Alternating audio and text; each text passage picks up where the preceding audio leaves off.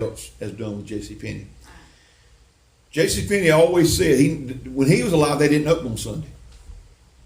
They even when all the other stores were starting to open, J.C. Penney didn't open on Sunday because of J.C. Penney.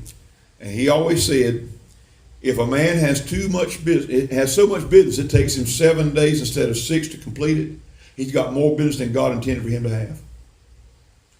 And I agree with that.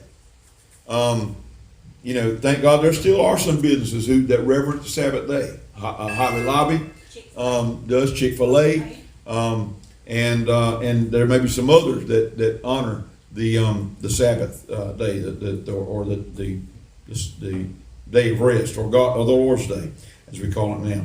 But we need to be good stewards of our time, and that's something that Sabbath was designed to do. That's one thing the Sabbath was designed to do, to help us sit back and take stock and rest from our labors and recoup and rejuvenate and refresh ourselves. And so it affects our use of time, because the devil, like I said, or started to say earlier, the devil wants to squeeze out God's time with us and our time with God. He wants to get us busy. If the busier he can get us, the more successful he is at squeezing out that time that we need to have with God. He wants us to view our personal time, quote unquote personal time, our personal time. He wants us to view that as vital. And he wants us to view our time with God as optional. Well, dear Lord, isn't that most of this nation now? Isn't that how Sundays are viewed now? Well, that's my time. That's my personal time. And like I said a while ago, I have to work 6 days a week. And so the only day I had to rest is on Sunday. That's my personal time. No, Sunday is God's time that we're supposed to be dedicating to God.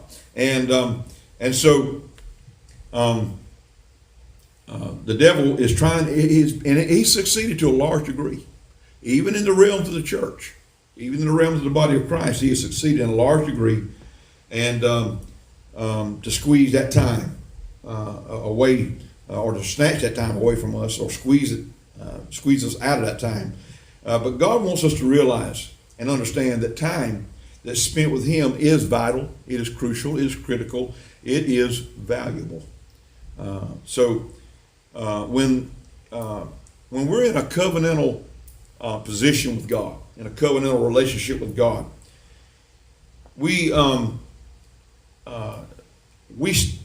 need to stop the everyday activities of life and honor God with rest every seventh day. I do understand and realize also that there are people now who work, job hours are insane nowadays. Some people who work in various types of jobs, retail, certain plants that have to run around the clock. Some plants can't close the machines down because they would really have a mess as it did. Like when I worked over here at Darlington Fibers, they had to run 24/7, because if you stopped one of the machines, it was absolute turmoil getting that thing started back up. And so they had to work people in shifts. And I understand people still work shifts now. Now many places are going to 12-hour shifts.